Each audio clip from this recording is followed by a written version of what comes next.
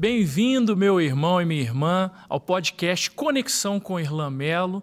E neste programa eu tenho a honra de receber o pastor Toninho, hoje na Missão Nova Jerusalém, mas todo mundo te conhece como Toninho da Cidade Voadora, né, pastor? É isso aí. Obrigado aí pela presença. Eu agradeço a honra de poder participar desse momento. Tenho certeza que nós vamos ter muita história para contar, pastor, porque Amém. assim, a sua história se confunde, né, com a história de muitos crentes que hoje passaram um tempo lá na Cidade Voadora. Mas nós vamos chegar lá ainda, vamos no começo.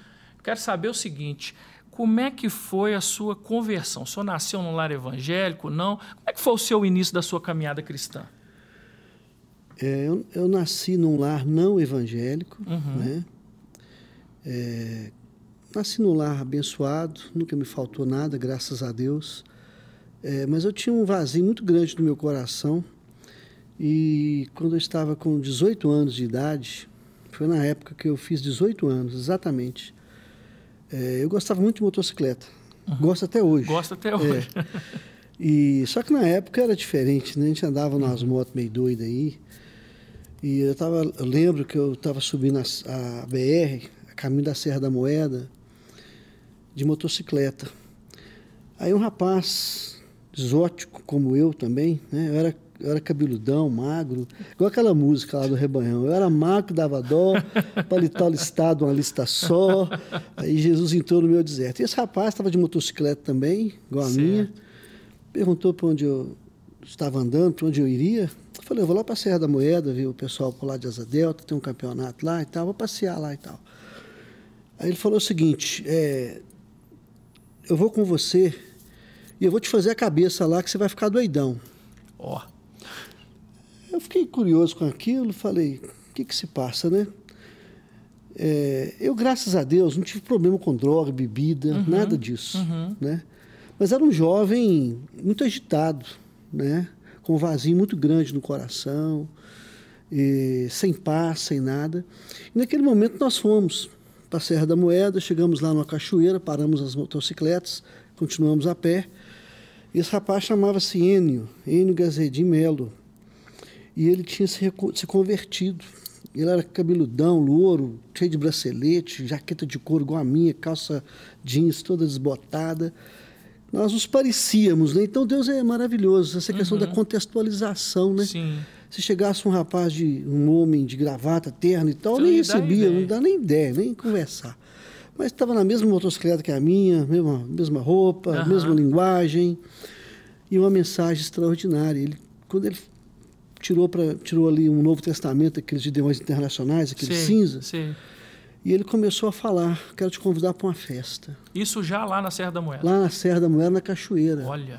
Eu não gostava de crente, nem de pastor, nem de igreja, de nada. Por quê? Porque o diabo, ele não quer que você vá à igreja. Então ele coloca barreira, cega os seus olhos, te coloca preconceito, achava que que cristianismo era proibição, fanatismo, religiosidade, pode, não pode, não pode. Eu tinha, assim, um pavor. E ele vai falando a minha linguagem, que Deus tinha mudado a vida dele, transformado, dado paz, resolvido a vida dele. Falou, Jesus resolveu a minha vida. Olha só. E eu quero te convidar para essa festa, onde Jesus é o mestre. Olha ele só. é o dono da festa. Eu gostava de festa, né? Festa que não faltava, era todo dia. Mais uma festa. Falei, mais uma, vamos embora. E ele começou a pregar o evangelho de uma forma uma autoridade, uma vida, uma transformação, uma unção diferente. E aquilo começou a quebrantar meu coração, né? Naquele primeiro dia, foi Deus falando comigo. E nos tornamos amigos. E começamos a nos relacionar, eu querendo saber a respeito de Jesus, de Deus, daquela metodologia que eu entendia. A mensagem começou a entrar no meu coração de Jesus. Não de pastor, de igreja, disso, daquilo, nem de denominação, mas de Cristo. E nós começamos a nos tornar amigos, andar de motocicleta e tal, e viajar. Só que tem um detalhe. Para a gente sair de moto, para a gente poder dar uma volta, a gente tinha que ler 10 capítulos da Bíblia e 1 hora de oração. Esse era o básico devocional. Devocional básico dele era esse. Ó, a gente vai fazer um devocionalzinho aqui, vai ser um capítulo, dois versículos, não, aqui são 10 capítulos da Bíblia e vamos orar 1 hora, você não vai nem ver passar. E eu criei aquele ambiente de oração, de leitura da palavra e tal. E isso durou 9 meses. Olha só. De discipulado, Sim. de leitura da palavra, de oração.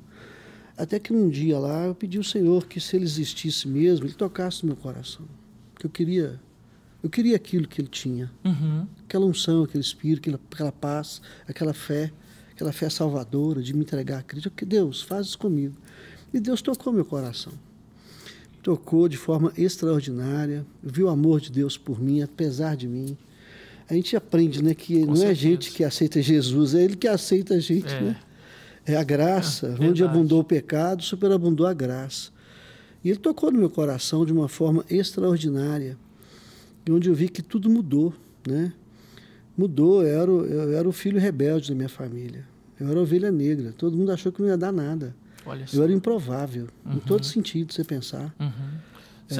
Eram quantos irmãos? 6. 6 irmãos. Éramos 6, uma irmã faleceu, a minha mãe também, meu pai, mas todos os 3 faleceram salvos. Glória a Deus. Né?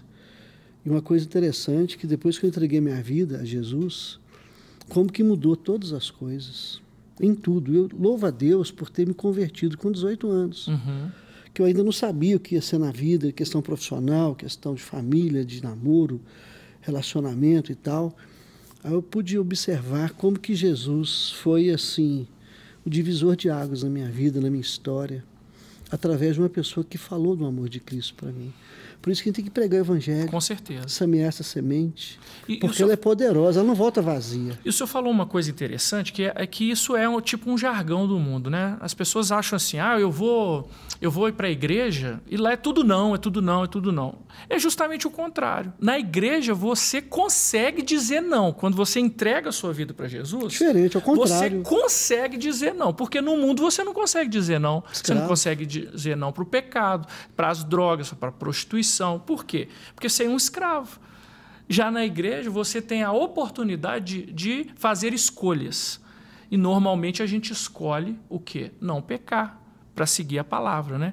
Então, aquele momento ali, você entregou sua vida para Jesus, mas vocês frequentavam uma igreja, ele frequentava uma igreja, como é que você chegou até a igreja? É o seguinte, eu me converti através do discipulado, pregação da palavra. E eu nasci num mover de Deus, de ler a Bíblia muito, de orar muito e de evangelizar e pregar. Porque quando eu me converti, ele falou assim, já converteu, agora você se vira. Dava um pacotão de folheto assim. Falei, vamos evangelizar, vamos falar para todo mundo o amor de Cristo. Esse moço é vivo ainda? Você Não, tem ele faleceu, ele faleceu. Depois eu te conto como é que foi. Tá. Ele era um pregador da palavra de Deus, então ele até ajudou na formação do Grupo Ágape. Ah, que legal. Na Cidade Voadora, ele que... aliás, a Cidade Voadora não, a Cidade Voadora nasceu com a morte dele. Olha. Foi quando ele teve um acidente de moto em 1987. Nós éramos muito amigos e ele teve um acidente das 6 pistas, onde foi colocado ali uns quebra-molas de madrugada e ele não ficou sabendo, porque tinha feito um teste. A gente andava umas motos assim, meio veloz, né? As RD 350, na época, 2 tempos, chamada tampa de caixão. Ele acelerou essa moto, tudo que ela dava. Tudo que ela tinha. Só que ele não viu o quebra-mola. E na época não tinha capacete, nada. E ele veio a óbito. Ficou em coma. E no dia que ele morreu, no dia do enterro dele, estava no caixão. Deus falou no meu coração. Tem muita gente aqui que está desviada. Tem muita gente aqui que ele pregou o evangelho e está precisando de ir para a igreja. Olha. Está precisando de servir o Senhor. No dia que ele morreu, nasceu a Cidade Voadora. Começamos a nos reunir e falar do amor de Cristo para pessoas que ele tinha falado, pregado. E a gente começou a reunir novamente. Aí nasceu a Cidade Voadora, dentro do cemitério, no dia que ele morreu. Então, assim, o conceito da Cidade Voadora é um conceito de evangelização. É isso? De trazer as pessoas para o Evangelho. É importante falar também porque o nome Cidade Voadora, porque as pessoas ficam, por que Cidade Voadora? Que negócio é esse? Em João capítulo 21 fala que João via a cidade santa que descia do céu, a Nova Jerusalém. Cidade Voadora. Sim. Então, daí veio a Cidade Voadora. E na época que o pessoal queria colocar o nome, eu fui contra, achei muito esquisito. Falei, que nome doido, Cidade Voadora, ninguém vai entender. Aí o pessoal, não, você foi voto vencido, vai ser Cidade Voadora. Eu falei, amém, democracia, vamos embora. E vamos começar a reunir e pregar para os nossos amigos, falar do amor de Deus. E assim nasceu a Cidade Voadora. Essa Nova Jerusalém, 87. Certo. Foi quando começou, foi quando ele morreu. E nasceu esse grupo.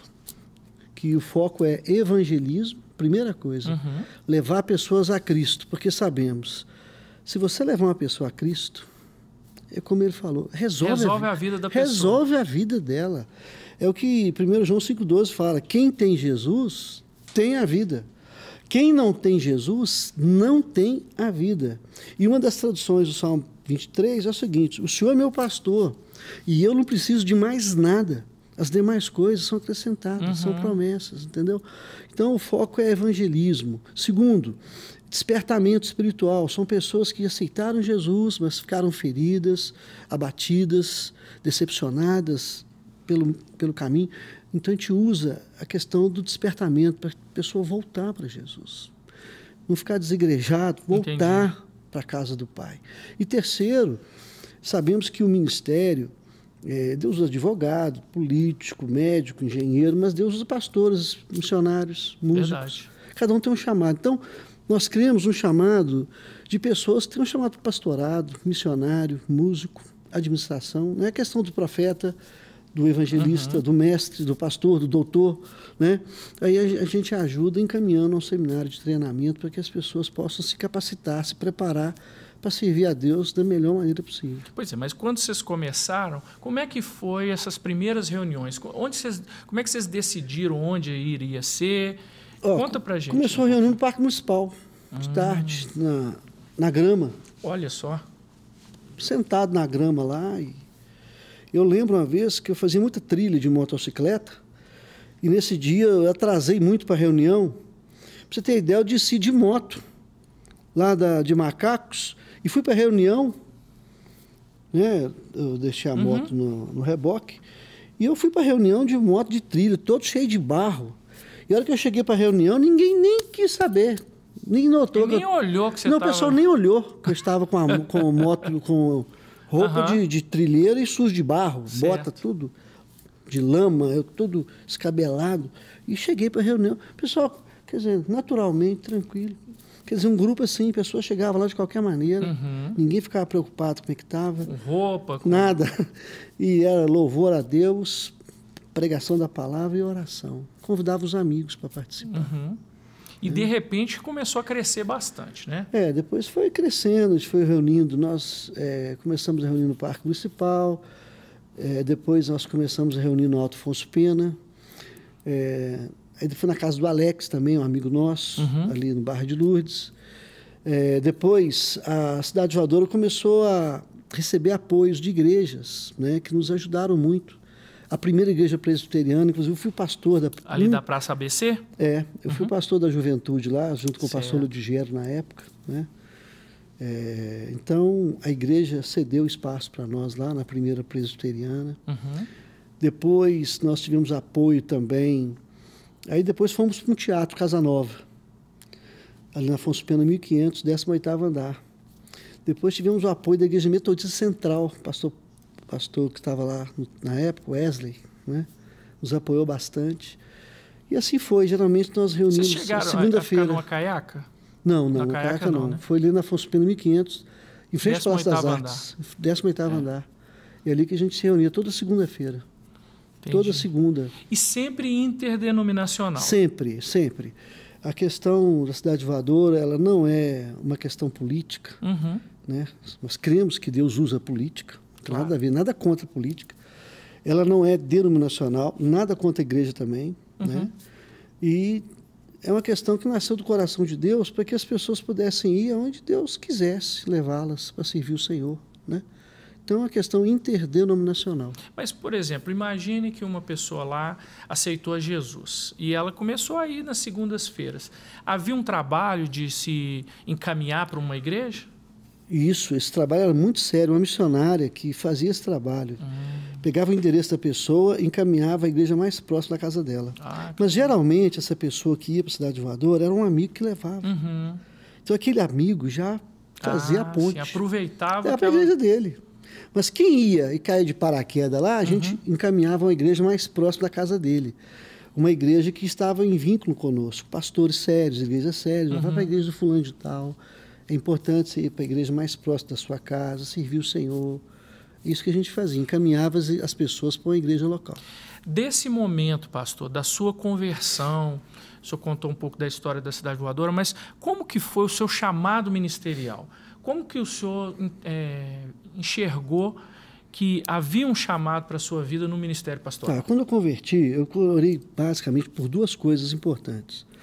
Eu falei, Deus, eu quero uma esposa segundo o teu coração, uma mulher mais crente do que eu. Porque eu senti um chamado ministerial. Pedi a Deus e senti esse chamado. E nesse chamado, eu fui para a igreja presbiteriana, onde eu fui ajudado pelo pastor Antônio Sperber, que foi meu pastor, inclusive até hoje é meu pastor, e tem 91 anos de idade. Oh, que benção, glória Cuida a Deus. de mim até hoje.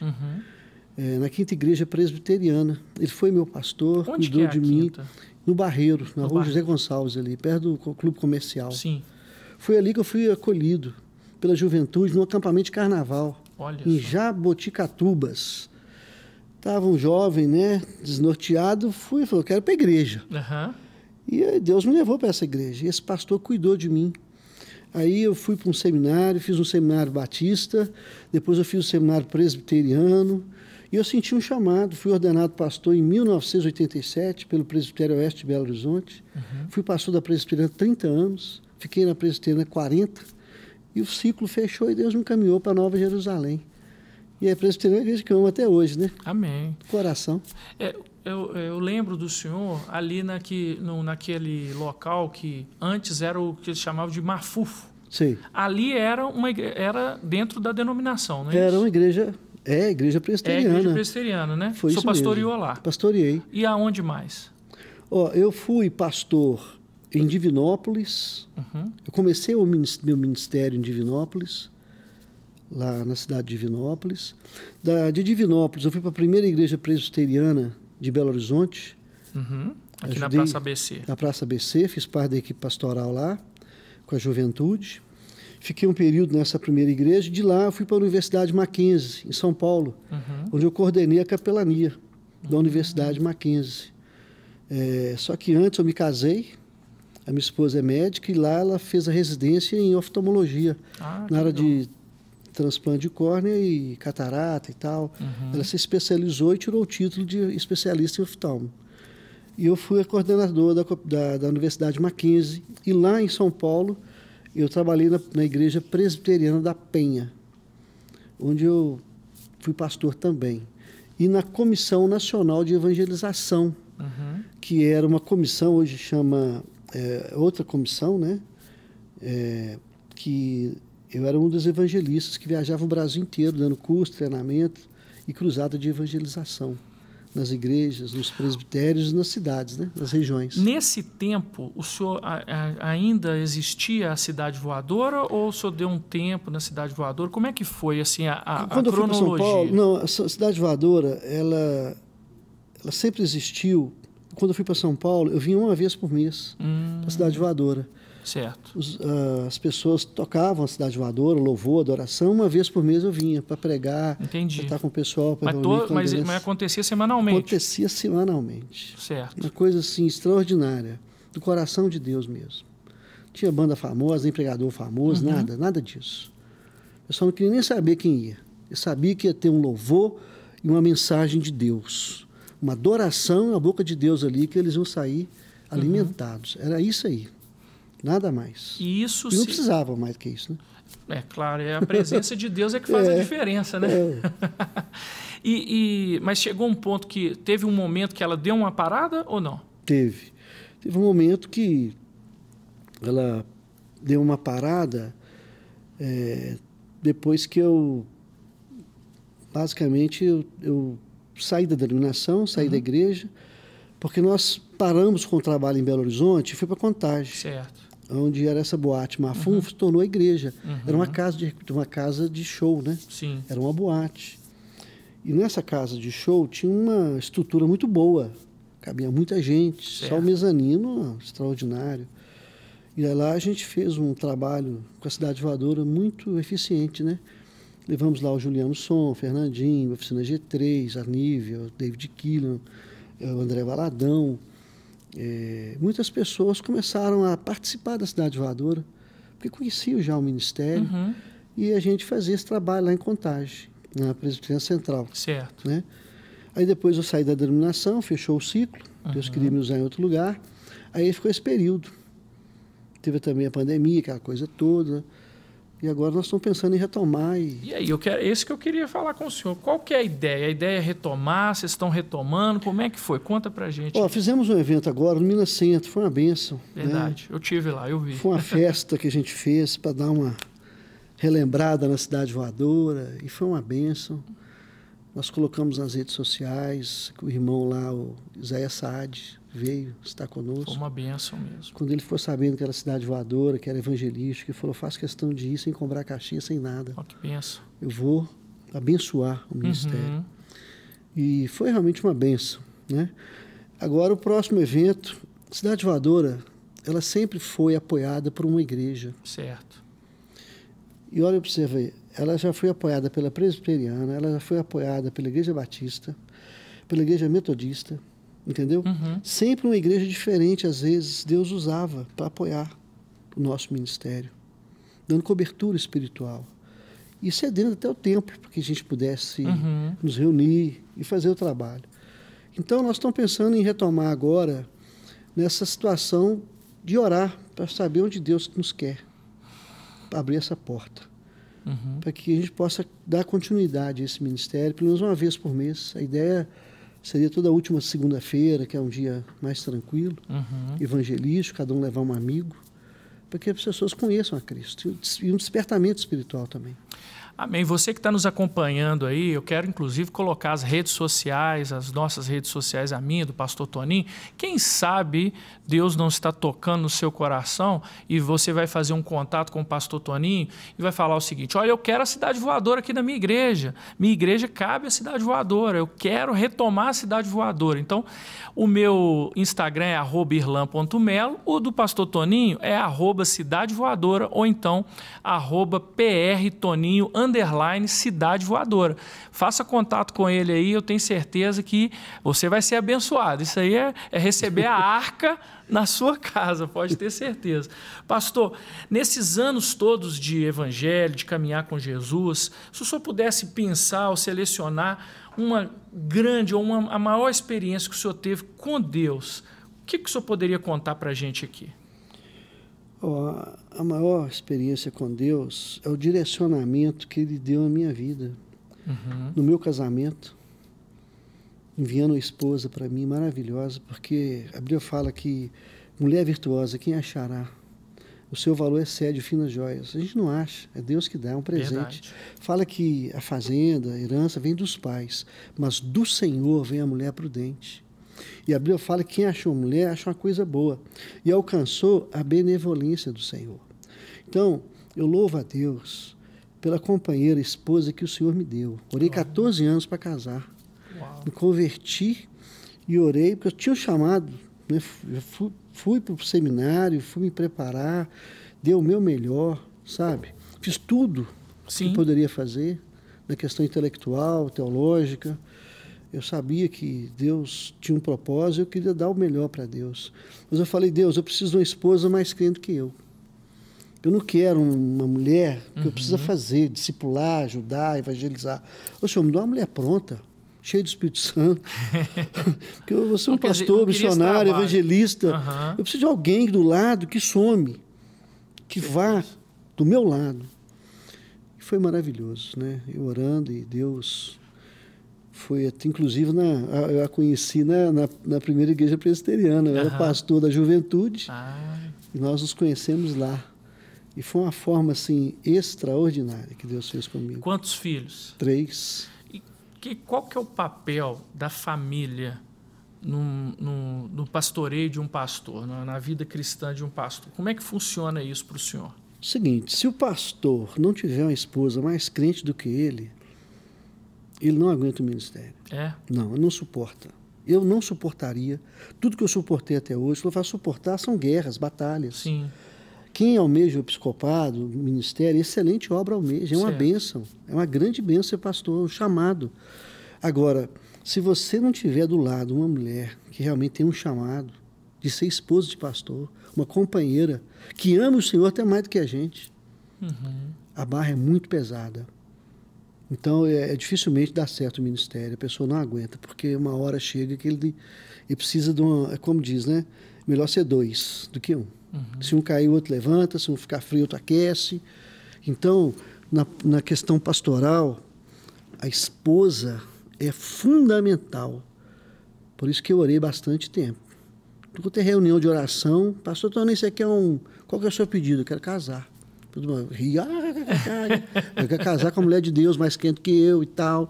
E assim aconteceu. Deus encaminhou, assim, quer dizer, mais do que eu imaginei. Ele superou a minha expectativa, sabe? Amém. Então, eu acho que isso é importante. A família, os filhos, né? Ela, uma mulher guerreira, uma companheira idônea, que fosse realmente auxiliadora. Então, eu acho que no pastorado, a pessoa mais importante na vida do pastor é a companheira dele, a esposa. E pelo que o senhor está dizendo, o senhor gerou, né, essa forma de Deus agir através da oração, né? A Bíblia diz, agrada-te do Senhor e Ele satisfará o desejo do teu coração. O senhor tinha esse desejo, o senhor pedia em oração, o senhor já imaginava como era. E aí Deus enviou, né, a pessoa certa. E como é que você reconheceu que era ela no momento? Então, o que te fez? Conta aí para nós. Eu jejuei bastante, 40 dias, 70 dias. Eu orei bastante. Eu oro muito, graças a Deus. Porque tem gente que está nos assistindo. Eu aprendi a orar e oro até hoje. Tem gente que está nos assistindo aqui que vai te copiar. Que está precisando de uma esposa, está orando, está buscando e ainda não achou. Então, o senhor pode dar o caminho. O caminho é o seguinte. Primeira coisa, oração, pedir a Deus. Segunda coisa, é a questão de você... A idade. A idade é importante. Eu acho que a adolescência não é hora de namorar. Certo. Não é hora de você ter uma formação, ir para a faculdade, saber o que Deus tem na sua vida, amadurecer. Né? A Bíblia fala que você edifica a sua vida, depois a sua casa. Entendeu? Então, a questão da idade. A oração, colocar diante de Deus. Senhor, eu quero uma pessoa que... Deixa Deus escolher para você, fica tranquilo. Deus não é desmancha prazer. Deus te ama mais do que você mesmo. E Ele tem o melhor a te dar. Esperar o tempo de Deus. Oração. Outra coisa, honrar pai e mãe. Honrar pai e mãe. Honrar é obedecer. Se o pai e a mãe falar não, é não de Deus, proteção. Aí você fala, meu pai não é crente. A Bíblia fala que não quer saber se é crente ou se não é. Honra pai e mãe, obedeça. Então, eu orei muito, fiz questão de honrar meus pais, os pais dela, tanto que quando eu a conheci, eu falei, se o seu pai não quis, se os seus pais não abençoar, estou fora. E se minha mãe, meu pai já tinha falecido, se a minha mãe não abençoar, eu estou fora. Olha só, vamos deixar isso tudo bem, né? Vamos orar, honrar pai e mãe e ter um namoro santo diante de Deus, né? Porque Deus dá uma bênção, a pessoa se torna a bênção em maldição. Verdade. Né? Então, questão de princípio, questão de família, questão também... por isso que é importante você ser amigo primeiro, conhecer temperamento, a família, o ministério, a vida espiritual, a vida física, até os hobbies, né, que a pessoa gosta e tal, e a questão da família e tal. Acho que tudo é importante. Você não pode levar nenhuma diferenças para o casamento. Mas uma coisa aconteceu comigo, extraordinária. Eu vou contar, eu não ia contar, mas você começou, né? Acho que Deus tem um propósito nisso. Amém, aí. Eu creio também. Isso não é porque eu sou melhor do que ninguém, não. É porque eu acho que eu orei demais, eu bati tanto na porta que Deus falou assim, eu vou ajudar esse menino, eu vou ter misericórdia dele, você vai fazer uma besteira. Aí eu conheci uma moça, eu ia lá para Presidente Prudente, e essa moça era filha de um presbítero lá, irmã de um namorado de um amigo meu, muito, muito chegado. Eu ia fazer uma cruzada lá de evangelização. A menina já queria me namorar, já me conhecia, que eu viajava o Brasil inteiro. Eu viajei demais pregando, fazendo cruzada, campanha de evangelismo, porque era uma das minhas missões na presbiteriana. Sim. Né? E eu gostei da moça. Falei, Deus, gostei dela. Uma moça bonita, moça crente, tem princípios. Senhor, estou indo lá para a cruzada, eu já vou lá aproveitar a oportunidade, né? E o que o senhor acha? Orei, falei, Deus, eu estou indo, estou gostando. Se o senhor não colocar nenhum impedimento, eu vou namorar essa menina.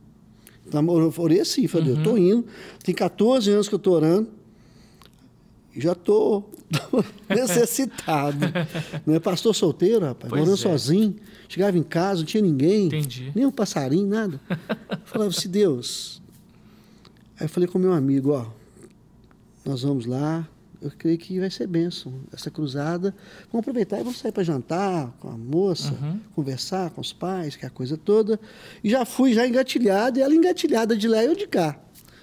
Só que naquela noite, antes da viagem, Deus me deu um sonho. Deus não permitiu que eu fizesse isso, mas eu orei antes. Amém. Eu sonhei com a minha esposa atual hoje, sem conhecê-la. Olha. E Deus falou no meu coração, essa é a sua esposa, não é aquela. Estou te dando um livramento. Então desfaz tudo que você fez até agora, desarma tudo, porque esta moça que você vai lá conhecê-la, através dessa cruzada, que não tem nada a ver, eu quero te mostrar para você esfriar seu coração lá. Rapaz, mas foi tão real o sonho, que eu acordei, mas feliz, falei, não, é melhor do que a outra. Muito melhor. Não, Deus, a resposta a vontade de Deus, né? é boa, é claro, agradável, perfeita, né? Às vezes você pede a Deus um barco, ele manda um transatlântico. Deixa Deus escolher. Isso, verdade. Aí eu falei com o Jairo Boy, advogado também, em nome de Deus. Eu falei, Jairo, rapaz, desarma tudo lá, porque Deus, nessa noite, eu sonhei com a minha esposa. Você está ficando doido. Já ia levar um ursinho cheio de perfume para ela. Eu falei, não vou levar perfume, vou levar nada, não quero saber de jantar. Acabar os cultos, eu vou dormir, eu quero descansar. E tanto que eu fiz isso. Cheguei lá, dei um banho de água gelada, dei nem ideia. Ah, vamos jantar? Não estou com fome. Vamos passear? Não, vamos fazer isso? Não, eu quero descansar. Ficar no hotel e pronto, fim de papo. Aí o pessoal falou, mas rapaz, ele mudou de ideia. Falou, ó, Deus tem outra. Aí eu voltei dessa campanha, obedeci a Deus, não quis nada com a moça. A hora que eu chego na primeira igreja presbiteriana, um amigo meu, gente boa, chegou para mim e falou, pastor Toninho, tem uma moça aqui na igreja que chegou agora, você precisa conhecer essa moça, rapaz. Uma moça linda, de Deus e crente, está sozinha aí, é novata. E você é o pastor da mocidade, ela é jovem, está aí. Você chegando agora, você tem que conhecer, eu lembrei de você. Olha só. Eu falei, por que você lembrou de mim? Rapaz, eu já dei de cima dela umas 4 vezes. Ela não dá bola para ninguém, rapaz. É uma moça durona na queda. Mas eu falei, quem sabe com você? Aí eu falei, tá bom, me apresentou. A hora que ele me apresenta a Carla, eu olho para ela, na hora, o Espírito falou, é ela. Eu falei, vou casar com essa moça aí. Olha só. Vou casar com ela, não quero nem saber. Só que eu só contei isso para Carla depois que eu casei. Claro. Eu nunca quis induzir, falar, Deus, essa questão de profetada, revelamento esquisito aí, estou fora. Deus fala direto comigo. Eu falei, Deus, o Senhor falou comigo, agora é com ela lá, moço. Mesmo Espírito, confirma no coração dela. Porque eu tenho convicção que é essa que o Senhor mostrou no sonho. E eu estou muito feliz. O Senhor superou a expectativa, como sempre faz. E vou te falar mais, eu morava no bairro Santo Antônio, na Rua Mangabeira. Ali, perto da Presidente de Moraes, né? Sim. Eu morava ali, morava sozinho, no apartamento da igreja, né? Já pensando em casar, hein? Pela fé. Olha só. O pessoal já falou, você vai ter família, pastor, tem que mostrar um apartamento aqui para ter 3 filhos, casar e tal. Ela morava numa rua anterior à minha. Olha. E ela morava com as amigas dela, umas 2 médicas, que ela era médica já. Estava fazendo faculdade. Formou ela fazendo residência. Clínica médica. Ela fez a residência depois que casou de oftalmologia em São Paulo. Olha ela só. Viajou comigo. Morava do lado de casa. Eu comecei a dar carona para ela. Não, eu te levo. Pode deixar, eu moro pertinho da sua casa. E era verdade, né? Eu moro pertinho da sua casa, dar carona para você, vai ser um prazer. E até hoje. Olha só. Dou carona para ela. Graças a Deus. Você vê como Deus faz as coisas, né? Entrega teu caminho ao Senhor. Confia nele, o mais ele fará. Então, as melhores coisas que Deus fez na minha vida, direcionamento para casamento e para o ministério. Duas coisas que eu não errei. Glória a e Deus. ninguém pode errar. Amém. É questão profissional, Com questão certeza. ministerial, familiar. Se você errou, acabou. Verdade. Então, Deus direciona. Olha, você que está nos acompanhando, talvez você é dono de uma empresa, está com dificuldade tributária, está com as dívidas, precisa resolver. Eu quero fazer uma indicação para você. O meu amigo Rafael Bittencourt, doutor Rafael Bittencourt, da RRB Consultoria. Está aí na tela os contatos dele. Faça o contato. Com certeza ele vai te ajudar a sair desse momento. Pastor, o senhor está falando uma coisa aqui que está confirmando o que um outro pastor já me falou comigo há muito tempo e vira e mexe acontece. Sabe o que é? Antes da certa, normalmente aparece a errada.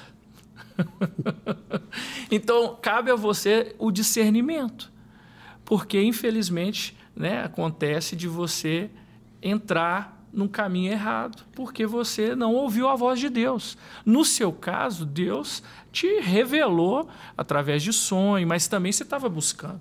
Agora, eu acho que o melhor conselho é confiar em Deus. Sim. E não apressar os planos de Deus para a sua vida, porque o senhor podia ter, durante esse tempo, acelerado o processo. Ter ajudado Deus, né? Igual Abraão ajudou, arrumou Ismael. Isso. O negócio, se vai ajudar Deus, vem Ismael. Né? Só deu problema. Espera o Isaac. Verdade. Deus é bom. Agora, Deus me livrou de muita gente, porque tem julgo desigual dentro da igreja, tá? Então, é claro. Você não deve, jovem, tá aí. É o seguinte, envolva com gente de Deus. Uma pessoa de Deus casa com uma pessoa de Deus. É isso aí. Se uma pessoa que se diz de Deus e casa com uma pessoa que nem de Deus é porque ele também não é. Verdade. Porque eles se merecem. Então, acho que a pior coisa do mundo é uma pessoa que se diz cristão, pessoa namorar ou casar com uma pessoa que não conhece Jesus. E namoro não é método de evangelismo também, não. Ah, verdade. Então, o pessoal, deixa que eu vou ganhar ela para mim e depois ganhar para Jesus. Irmão, é mais fácil ela ganhar você para o capeta. Pastor, nesse tempo aí de ministério pastoral, eu imagino que o senhor deve ter sido alvo de críticas com essa questão da cidade voadora, um trabalho diferente, como o senhor falou, né? As pessoas não ficavam... elas não viam assim, uma questão de uma formatação, né, daquilo que poderia ou não.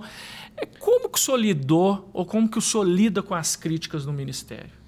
Eu procuro, primeiro, saber se Deus está me aprovando naquilo, sabe? Se Deus está comigo. Igual Moisés. Se o Senhor não for comigo, não me deixe sair deste lugar. Então, eu sempre fiz assim, Deus, se tiver algum projeto na minha vida que não é teu, joga fora, queima, não deixa nem chegar perto de mim. Agora, se é do Senhor, se o Senhor está comigo, irmão, não desista por nada. Porque às vezes pode ter aí milhares de pessoas que estão com você. Mas Deus não está, não adianta. Mas se Deus está, não importa. Você e Deus é maioria. Então, o que eu fazia? Eu cria que era um projeto de Deus. O nome esquisito, você imagina, na época tinha pessoas que eram até disciplinadas porque iam na cidade voadora. Olha só. As igrejas proibiam. Não quero que vocês vão lá, porque ninguém conhecia, né? Até com razão. Pô, esse pastor aí, um teatro, cidade voadora, não tem nenhuma denominação. Como é que está esse negócio? Então, eu simplesmente obedeci. Algumas denominações nessa época não tinha nem guitarra, não podia ter bateria. Não podia, era proibido bater palma na igreja.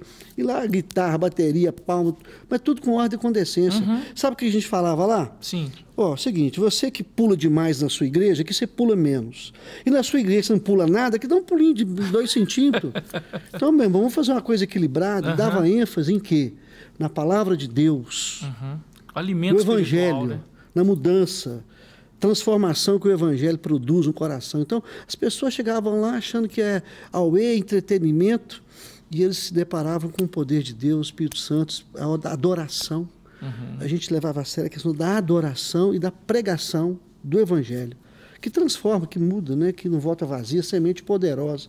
Então, as pessoas se convertiam, aceitavam a Cristo e mudavam de vida. Aí os pais vinham também. O que aconteceu com meu filho?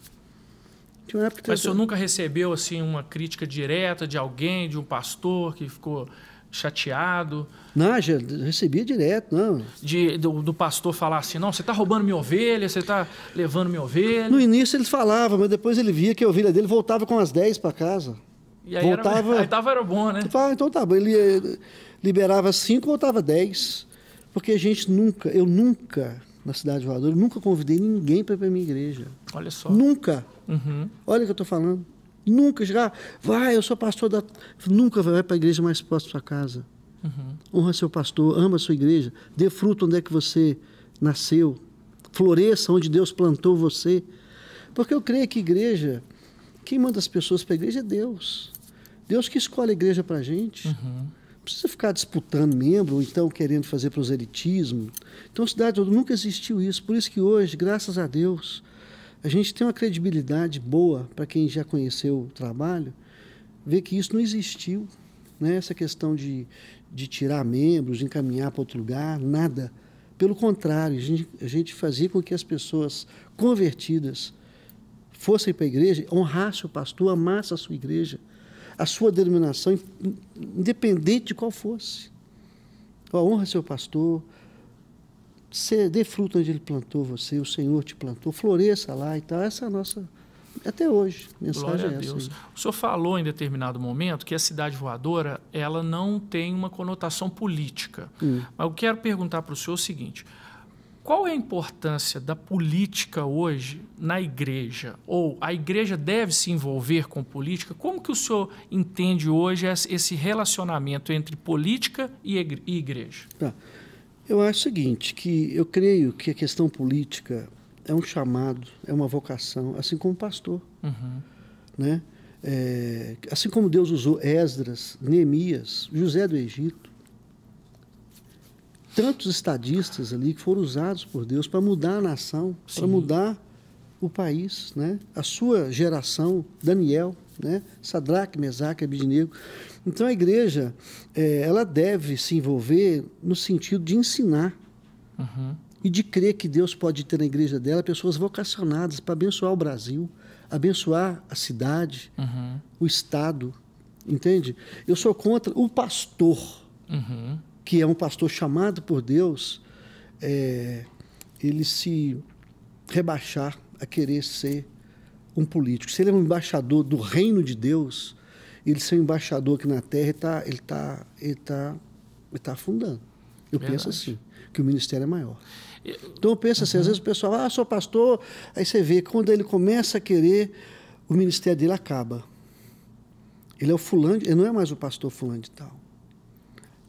Eu acho que essa questão aí... Né, tem que tomar cuidado. O senhor falou algo... A política é de Deus. Com certeza, Né, você vê, é de Deus. Tanto que é de Deus, a Bíblia fala, quando o justo governa, o povo se alegra. Quando o ímpio governa, o povo geme. Verdade. Né? Eu só falou duas coisas aqui, aí que eu acho importante e é o que eu penso também. Por exemplo, eu sou pastor, mas não sou titular. Um pastor titular, ele não consegue conciliar as coisas. Né? Eu sou um pastor auxiliar que hoje estou servindo, eu creio que estou servindo a Deus na política, na Câmara Municipal de Belo Horizonte. Inclusive, nós criamos lá, né, a Frente Cristã Parlamentar e temos um culto todas as segundas-feiras lá. Todas as segundas, de 9h30 às 10h30, nós estamos ali evangelizando, pregando a palavra de Deus e dando oportunidades para que as pessoas possam voltar para o Evangelho.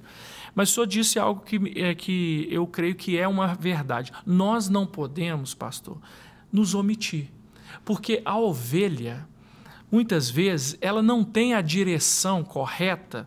E nós sabemos que na política hoje existem campos contrários às nossas crenças e valores.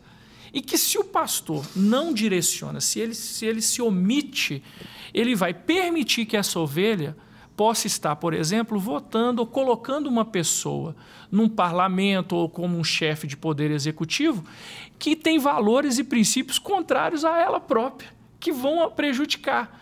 Então, assim, eu creio também que nós não podemos nos omitir. O senhor pensa assim também? Não, claro. Tanto que o que eu falo na minha igreja, tudo que é contra a Bíblia, contra a família, contra a saúde, contra Deus, contra a igreja, é do diabo, do capeta. Sei. Tudo que é questão, aborto, droga, ideologia de gênero, você vê que isso tem a ver com política?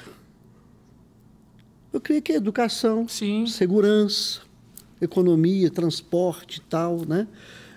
Saúde. Esses temas não deveriam ter ideologia, né? Não podia ter ideologia. Né? Concordo com o então senhor. As pessoas, você vê que eles entram ali, estão servindo o próprio Satanás mesmo. Então a gente, como homem de Deus, tem que falar claramente. Né? Esse ensinamento aqui não é de Deus, isso não é de Deus, é do diabo. Agora, no seu caso, eu creio que você é uma pessoa que focou na política. O seu ministério, ao meu ver, não é pastoral. Sim. O seu ministério é político, é diferente. Agora, esquece o ministério. Igual eu falo, esquece como prioridade. Sim, claro. Nunca vai ser na sua vida se você optou pela política. Porque o problema é quando a pessoa é pastor e ele se rebaixa a ser político. Entendi. Se o ministério é pastoral. Você imagina um Márcio Valadão da vida aí ser político. Aí que perda terrível. Com certeza. Né? Um Lucinho, um André Valadão. Aí que perda. Olha que estrago. Mas nós temos vozes olha o estrago que esse cara faz no inferno. Por outro lado, a gente tem vozes proféticas, como, por exemplo, o Silas Malafaia hoje tem sido uma voz profética para falar de política sem ser político, né? Mas ele é pastor, né? Pois é. Então ele está exercendo o chamado dele. Tá. Não é isso? Pastor, me conta... Mas você vê que não quer ser deputado, nem senador, nem nada. Nem... Com certeza. Ele está ali defendendo, inclusive, até uma voz solitária, né? Precisando de apoio e de oração. Sendo um apologeta ali. Tá um João Batista falando. Verdade. Eu creio, eu vejo assim, né? Espero que não aconteça com ele o que aconteceu, né, com João Batista, porque pessoas que querem isso, com certeza tem. Agora é o seguinte, João Batista perdeu a cabeça porque acabou o ministério dele, porque ele foi precursor de Jesus. A cabeça do Silas Malafaia só vai ser cortada quando Deus quiser. Quem vai cortar é Deus. No último dia da vida dele, quando ele combater o bom combate, acabar a carreira e guardar a fé. Amém. Mas antes da cabeça dele ser cortada, vai cortar a cabecinha de muito demônio. Com certeza. Em nome de Jesus. Pastor Toninho, qual é o seu maior sonho hoje? Para a sua vida, para a igreja? Qual que é, se você fosse pensar aqui, qual é o meu maior sonho hoje? Meu maior sonho é ganhar pessoas a Cristo, pregar o evangelho, ser um evangelista, falar do amor de Deus. Porque eu creio que a melhor coisa que você pode falar para alguém é de Jesus. Igual nós falamos desde o início. Sim. Se você prega o evangelho, a pessoa se converte, o Espírito Santo toca, é aquele negócio, a pessoa resolveu a vida dele. Resolveu, não precisa mais nada, não. O cara tem Jesus, ele tem tudo. As demais coisas, igual lá em Mateus 6,33, né? Buscar em primeiro lugar o reino de Deus e a sua justiça. As demais coisas são promessas, serão, afirmativa, promessa. Não vai... Tomar posse, né? Toma posse, já são acrescentadas, é uma promessa que vai se cumprir. Agora, só que as pessoas hoje eles buscam as demais coisas, em primeiro lugar, e o reino de Deus depois, inverte. Aí a vida invertida, né? Sem sucesso, sem paz. E isso, de certa forma, o senhor entende que a própria igreja brasileira, ou algumas denominações, não estamos falando especificamente aqui, colocou essas demais coisas em primeiro lugar, ao invés de o próprio Senhor Jesus em primeiro lugar? Tem igreja aí que você vai lá, é para ter carro, para ter casamento, para ter cura, para ter bênção, para beliscar alguma coisa do reino, para tirar proveito. Então as pessoas estão pegando as demais coisas e esquece, estão invertendo, entendeu? Então as pessoas estão, venha para Jesus, você vai ficar rico. Isso. Poxa vida, isso não é evangelho não, hein? O evangelho é o seguinte, é arrependimento, mudança de vida, negue-se a si mesmo, pegue sua cruz e siga-me. É arrependimento, mudança de vida, mudança de mente, metanoia, conversão, transformação, cura, libertação, salvação, fé salvadora, mudança de vida, de atitude, ser bom pai, bom filho, bom patrão, bom empregado. É ser uma pessoa transformada e cheia do Espírito Santo. Isso que é o evangelho. Venha para Jesus, ele vai mudar a sua vida. Agora, arrependa do seu pecado. Seja um bom marido, né? Seja um bom profissional, seja um bom patrão, uma boa esposa, um bom marido, um bom filho, um bom pai. Esse é o evangelho. Que agora, se você vai lá, é muito pouco. Venha para Jesus, que vai ser a reunião, você vai receber a cura. Eu creio que Deus cura, Deus prospera. Não tem como não prosperar, Ele te liberta de tudo que não presta. Você vai ficar com sabedoria, você vai saber investir até o dinheiro. Porque a riqueza é dom de Deus, mas toda pessoa que converte melhora de vida, até financeiramente. Até a aparência dele muda. Saúde. O nós temos que pregar é Cristo, arrependimento, fé salvadora, transformação, santificação, sem a qual ninguém verá o Senhor. E essas coisas, as pessoas, elas se sentem até magoadas, né? Porque eles falam assim, pô, você vai na igreja para receber lá um alívio, chega lá, o cara fala de pecado. O pessoal não quer ouvir sobre pecado mais. O evangelho precisa confrontar o velho homem. Ele tem que nos confrontar, porque se ele não confronta, isso quer dizer o quê? É que ele também, que você também não vai ser transformado, não vai mudar de vida. Como é que era chamado os cristãos antigamente, você lembra? Protestantes. Por quê? Porque eles estavam protestando contra... Hoje não tem mais protestante, não. O pessoal até tem medo. Você é protestante? O que é isso? Eles eram protestantes. Eles protestavam contra pecado e tal. Sabe qual foi a maior luta do meu ministério? Não. Foi quando eu comecei a falar que nas festas de 15 anos e no casamento não ia ter bebida alcoólica, nem dança, nem DJ, nem boate. Para mim era a coisa já chovendo molhado, a gente. Não estou falando isso, porque eu viajava demais. Sim. Para todos os lugares do país, eu falava de Jesus. Aí eu comecei a observar que em certas igrejas, denominações, as festas das igrejas eram festas iguais, pagãs. Não sabia se era de Deus, não. Gente saindo embriagada, bebida, DJ, puf, puf, puf, puf. Pô, esse aqui... Aí você começou a falar, peraí, gente, a festa cristã nossa é diferente. Aí o pessoal falou, você é radical. Você é radical. Eu falei, poxa... Aí vieram os críticos de novo. Aí arrebentou. Teve uma igreja... Uma perseguição. Teve uma igreja, eu não sabia de nada. Deus é testemunha. Fui pregar para a igreja. Eu preguei, sabe qual foi o texto que Deus me deu? Não. A festa do jeito que o diabo gosta. Olha só. O aniversário... Esse era o tema. Era o tema. Uma festa do jeito que o diabo gosta. Olha. E eu preguei a festa do aniversário de Herodes. Como é que era a festa dele? Tinha muita bebida, muita droga, muita sensualidade, pessoas inconvenientes. E a palavra de Deus fala que na festa do aniversário de Herodes, a filha de Herodias dança para ele. E ele já amamado lá nas biritas, né? Ele vai e diz para aquela moça o seguinte, você pode pedir o que você quiser, até a metade do meu reino que eu te dou. Ela vai na mãe dela e fala, mãe, estamos ricas, resolvemos a vida, o homem vai dar a metade do reino. Ela falou, depressa, a mulher cheia de demônio. Eu quero a cabeça de João Batista agora na bandeja. E pediu por quê? Porque ele tinha confrontado ela com a verdade. Com a verdade. Adultério. Isso. Né? Ela falou, agora o diabo entrou na festa. Por que o diabo entrou na festa? Porque é uma festa do jeito que ele gosta. Bebida, droga, sensualidade. Agora você imagina como aquela menina deve ter dançado. O cara ficou excitadão, ficou doidão e fez uma loucura. Aí ela chegou e falou, não quero reino. O diabo não quer reino. O diabo quer a cabeça dos profetas. Né? Olha só. Ela falou, quero agora, olha só. Que mensagem. Eu quero agora a cabeça de João Batista, agora, na bandeja. A Bíblia fala assim, por causa daqueles que estavam com ele à mesa, ele não pôde negar. Quem estava com ele à mesa? Só gente que não presta. Se fosse amigo dele, se fosse gente boa... Falava o quê? Gente, vamos acabar com esse negócio aqui. Ele não está bem, esquece, minha filha, volta para casa, dá uma surra nela, sua mãe não presta também, sai fora, é aniversário do homem, chega. Só que o pessoal pressionou. Tinham pessoas inconvenientes, festa do diabo, do jeito que o diabo gosta, tem gente inconveniente. Cheio de gente que não te ama, que quer o seu mal. Só quer te usar, né? Aproveitar quer torcer de você. Para o seu fracasso. Então, olha só o texto. Por causa dos que estavam com ele à mesa, ele não pôde negar. E na mesma hora pediu a cabeça de João Batista. Ele se entristeceu, a festa acabou. Acabou a festa. E ele teve que... Teve que fazer. Vai buscar. E eles foram buscar a cabeça. E levaram a cabeça. Agora você imagina que festa. Acabou a festa ali na hora, né? O diabo acaba com a sua festa. Acaba com a sua alegria. Então eu falei, pregando sobre isso, aconteceu. Eu não sabia de nada. Só que tinha um líder da igreja, uma igreja muito famosa, até rica e tal. Não falei nessa cidade. Era um outro estado. Tinha um cara lá que era dono de uma boate, cara. Era um líder da igreja. O filho Uau! cheio. O pessoal gostava das baladonas.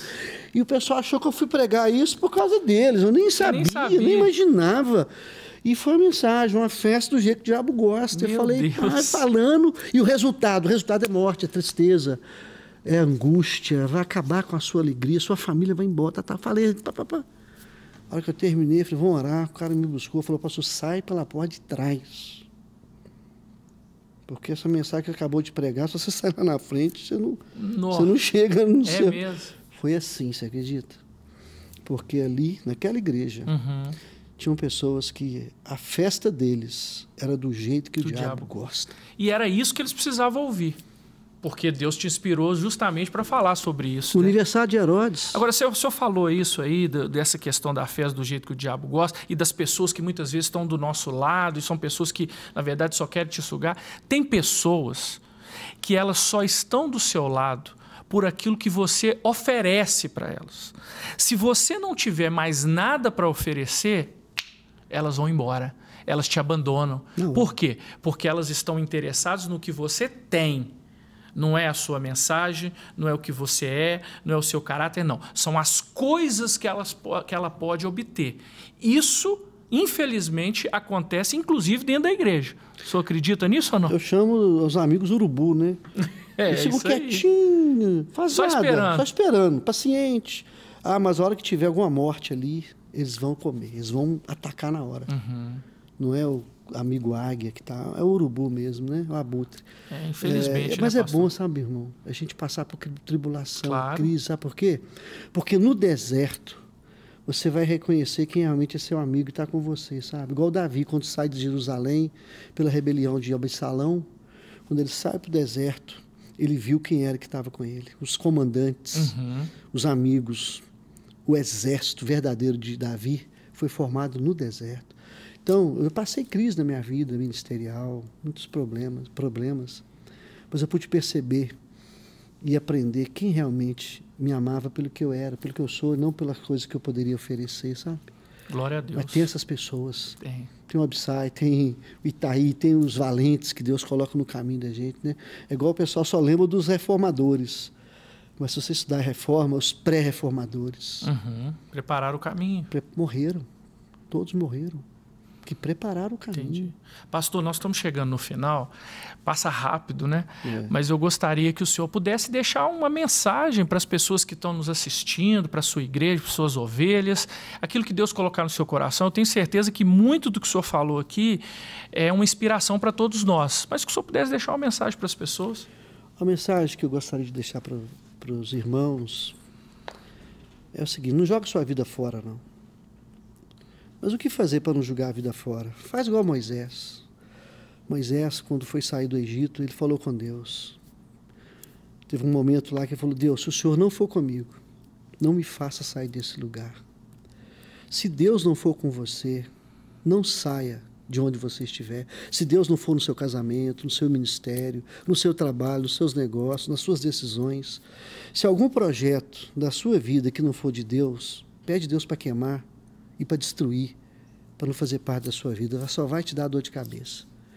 Em vez de você falar assim: Deus, abençoa os meus sonhos, fala assim: Deus, eu quero sonhar os teus sonhos. Amém. Quero realizar os teus sonhos, não os meus, porque os sonhos de Deus são maiores que o nosso, entendeu? Então a mensagem que eu tenho para te dar é essa: sonhe, realize os sonhos de Deus na sua vida. Pastor Toninho, muito obrigado. Eu tenho certeza que assim, essa é a primeira de outras oportunidades que a gente vai estar junto também. Amém. Que Deus te abençoe, abençoe seu ministério. As pessoas que estão nos acompanhando, elas vão ver o seu Instagram. Logo, logo, o senhor vai ter novidades em relação à retomada da Cidade Voadora. Eu creio que se você ainda não conhece a Cidade Voadora, entra na rede social do Pastor Toninho, tem os vídeos lá do que era, e Deus ainda vai te usar muito evangelizando essa cidade como uma voz profética também. Obrigado, viu, pelo seu ter vindo. Meu querido, eu agradeço a gentileza, a honra de estar com você.